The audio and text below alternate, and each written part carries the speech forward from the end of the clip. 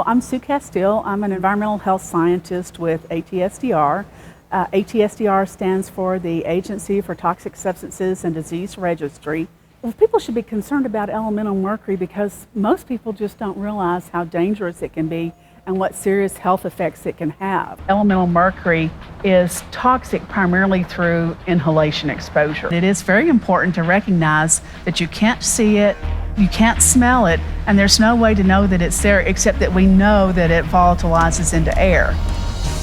And you'll see it in literature all the time. It will volatilize at room temperature and higher. That's a very bad misconception people have. It will volatilize at anything above negative 38 degrees. The higher the temperature, the more readily it will volatilize, the quicker it will volatilize. When a woman is pregnant, we hope that she's never exposed to mercury vapor because we know that it can pass the placenta and cause neurological problems in the unborn baby. This is an amalgamator. This is the instrument that's going to mix the mercury with the other ingredients to form the amalgam filling. Keep in mind that we're taught in dental school that once they combine, the mercury becomes relatively inert at that point. So let's try this.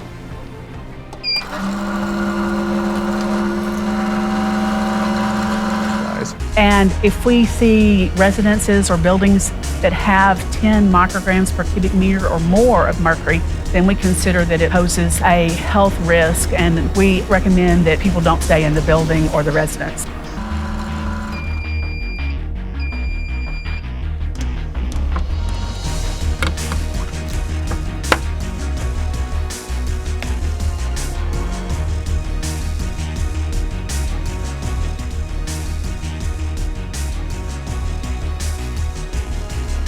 Ten micrograms is generally considered inhabitable. They shouldn't be living there without some kind of respiratory protection, and the cleanup goal to make sure everything's completely removed to the point where it can never pose a threat to anyone, even small children with health problems, is 0.3 micrograms. As you know, a lot of us have dental amalgams that contain mercury, and the amalgams can be as much as 50% mercury.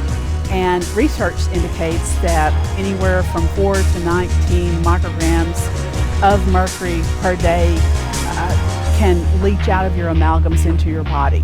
If you're exposed to mercury chronically for a long period of time, then we start seeing much more serious health effects. These health effects would be damage to the central nervous system, fatigue, irritability, being very emotional, memory loss, shyness, blushing, tingling or tremors in your hands, tingling and shooting pains in your feet, anorexia. You may have gingivitis, you may have some serious respiratory problems. There are just a lot of really serious health problems associated with chronic exposure. Typically in most dental schools, it's been taught that the mercury is trapped within the matrix of the amalgam. And so therefore we're trying to visualize here and prove the fact that there's a significant amount that comes off during the mixing, during the packing, and then we have some teeth with the amalgam that's been set for a while, and we're going to be removing that with a high-speed dental drill in order to visualize how much vapor comes off during that procedure as well.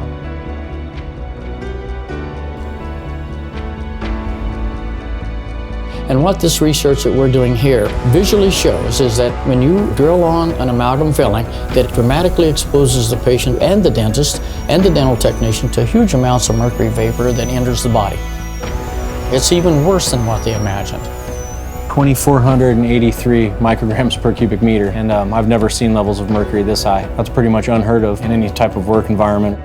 Because it definitely shows, with just absolute fact, hard science, that amalgams, when they are heated with the drill, by drilling on them, release copious amounts of mercury vapor into the air.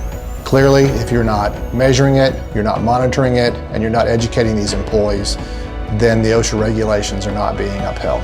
As dentists drill out a filling, their dental drill runs at about 400,000 RPM, and it sends a shower of micron size and submicron size particles everywhere. It's tens of thousands of parts per million. There was literature actually that measured the amount of particulate matter in the airspace or the breathing zone of a dentist during removals, and a researcher had studied this using mannequins into which they had put in fake teeth with fillings in them and then drilled them out and taken all the measurements while they were doing it.